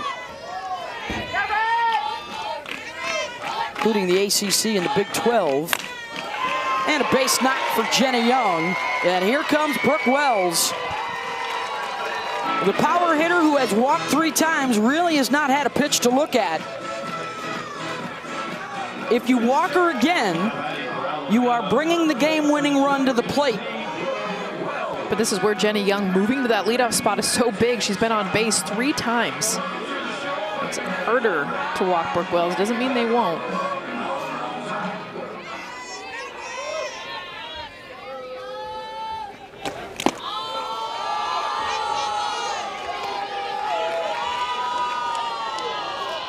.22 home runs on the season. She just passed Kayla Hunt, who hit 21 their championship year back in 2012. Kelly Kretschmann is next at 25. Oh, skies that one. One down. Noise because she just misses this. And that's a pitch middle, so Florida is really lucky she didn't hit this out, and that's why she got that look going back to the dugout. Look at where this pitch is. I mean, that you want to put it on a platter, that's where it is. But when you haven't seen a strike all game long in your 4th at bat, sometimes hard to square it up. Missed a chance there. Here's Alexis Papillo. RBI single in the 3rd, walked and scored back in the 2nd. In a 4-run 2nd inning, they added 2 more in that 3rd.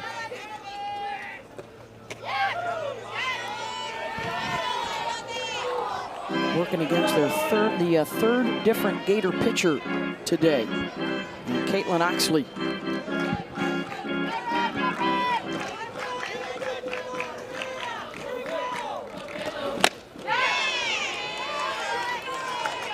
couldn't check it. 1-2.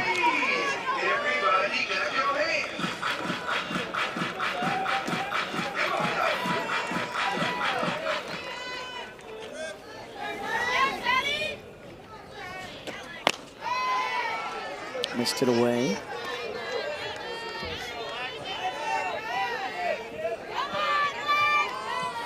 The preseason poll said Alabama would finish 9th. Coach of the Year, Patrick Murphy, had other plans. They end up in 2nd place in the league. Anchored by the SEC Pitcher of the Year, Jocelyn Brisky.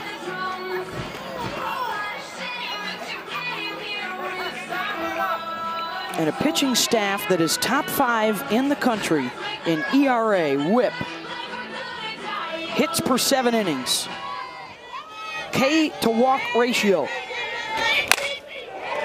Papillo looking for a gap, and she'll find one. Out to right center. They're going to wave the runner in. Here comes Jenny Young to the plate, and she'll score from first. RBI double for Papillo. And she's driven in a couple today. Great example of making an adjustment within an at-bat. So she had struggled away throughout this game, and they had gone to this pitch, and she had swung and missed on it, could not make contact. Watch her kind of slow down, and watch her eyes. Her back, that back arm and her head and eyes just staying on this pitch to hit into the gap. Great adjustment within that at-bat.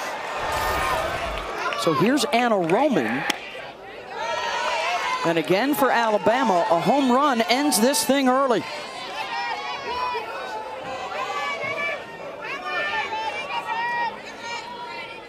She hit one out yesterday. She's got an RBI single today.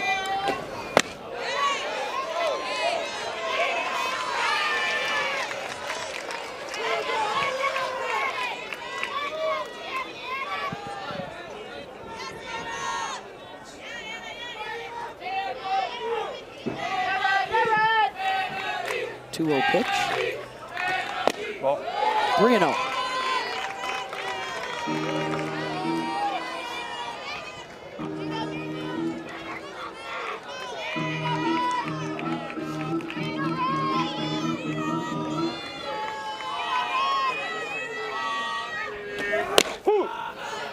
Just clips the corner.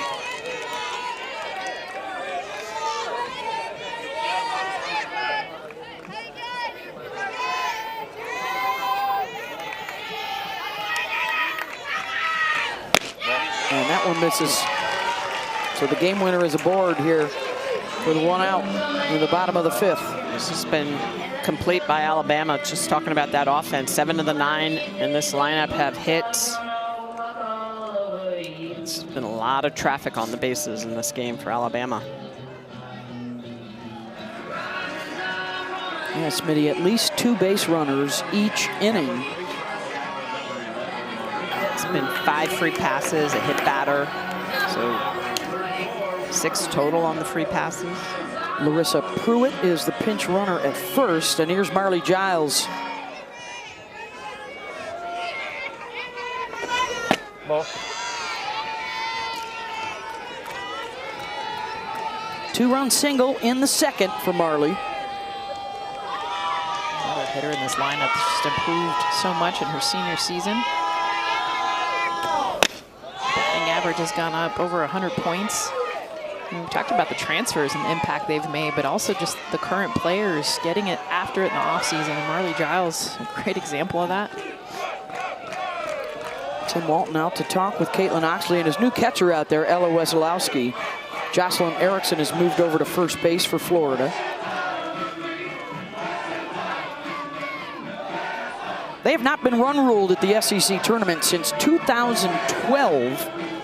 And that was Alabama in the championship game in Tuscaloosa, en route to the Crimson Tide, winning the national championship a few weeks later. Why wouldn't it be? Why wouldn't it be? This rivalry, these two teams, the history they've got.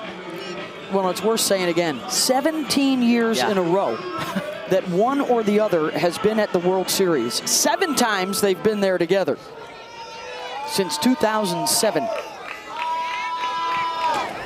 I mean, you think about it, it was UCLA, Arizona for about 15 years. And then that torch got handed off to the SEC, and it was Alabama and Florida. playing each other in the postseason, not liking each other a whole lot. And now, of course, in the last decade, Oklahoma has come in and taken charge. It was the awkward walk when you check your bat. I think you walk.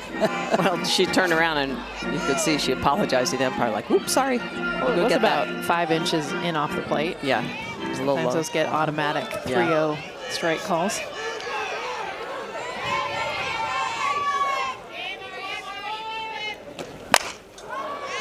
Giles gets under it. Shoemaker coming in. 2 down.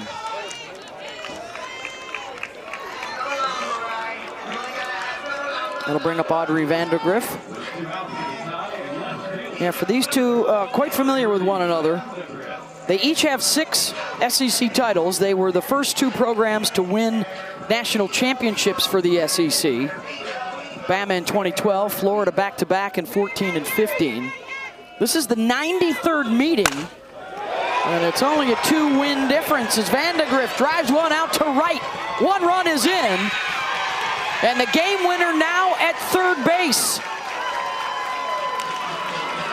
Flirting with the run rule. I really think what helped Vandergriff was her bunt single, just seeing the ball a little bit better, and now she recognizes an off-speed pitch. And when she's hitting changeups like this, you know she's getting back into her swing. This is an off-speed pitch left up in the zone. Really a 3/4 swing, just gets enough, drives it down the line for another hit and another run for Alabama.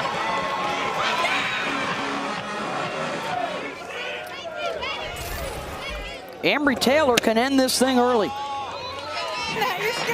and get the Crimson Tide into the final. RBI doubles for Papillo and Vandergriff here in the 5th. And that'll do it. Base hit out to left. And Alabama walks it off with a run rule win to get into the SEC championship. 9-1 as they beat the Florida Gators. Just a complete offensive game for this Alabama team that coming into this tournament had struggled to put some runs up, but the last 2 days against some of the best pitching in the country, they have been able to put crooked numbers up on that scoreboard. How about Vic Moten? I mean, this was not her best game, and Pat Murphy told us pregame, I want this to be her coming out party, but really it was her understanding of how to have the grit, how to learn throughout the game. She had a season-high 7 walks and yet got the W, only gave up 1 run and 3 hits. Resilient for Vic Moten, and the Alabama bats for the 2nd day in a row make noise. And it's a walk-off for Ambry Taylor, who had a home run earlier today. Her 3rd hit here. Look at her reach. Brings home Larissa Pruitt to end it. I mean, that was just a perfect exclamation point for Alabama. That pitch is not even a strike. She just reaches out, pokes it into the outfield. How about the freshmen showing out for Alabama in this game? And for the Florida Gators, they've given up 9+ runs in 4 straight games for the first time in school history. Against Georgia, Auburn, and now Alabama. And the Tide are into the finals, and they are razzing the rookie, Holly Rowe. They're giving it to their teammate, Vic Moten. Okay, first of all, who's our friend? This is Punch Moten. He's my son. Isn't he the cutest? He is the cutest. You know what was the cutest? Is you had a couple of innings where you had the bases loaded. You had walked some people. Things weren't going your way, and you dug down deep and found a way to get out of trouble. How did you do that? My pitching coach, Lansing Mahan, he makes the bullpens extremely hard. So when I face adversity out there on the field, I just told myself, trust your stuff and let your defense work. You're such a young pitcher. This is a big moment to beat a Florida team in the quarterfinals and semifinals. How does this set up for you and your team moving forward? Yeah, I mean, our biggest thing was giving Jossie a break, and you know, I did just that. I came in, gave the team a chance to win. Our offense came big time, and I'm thankful for Lance and his pitch calling and Murph for the opportunity. Right in the middle of the game, we see Lance talking to you about kind of making some changes with your body or working on your mechanics. How are you able to dial that in and make those changes in real time? Me and Lance, we're very, we like to communicate a lot in the bullpen. So we do that every day in practice of how do I make my body angle better for the ball to move, you know, how I want it to. So when it came out there, I just had to make minor adjustments to find the strike zone and ultimately just make them swing. All right, I think your son will be proud. Thank you. Punch says thank you too. Thank you. Vic Moten fights through some tough innings and gets the job done. All 9 reached base for Alabama, 7 scored in a 9-1 win as they run-rule Florida. They are the first team into the finals, and still to come, Texas and Georgia. Haley and Tori are out there on the set with Alyssa, and they've got all the latest for you.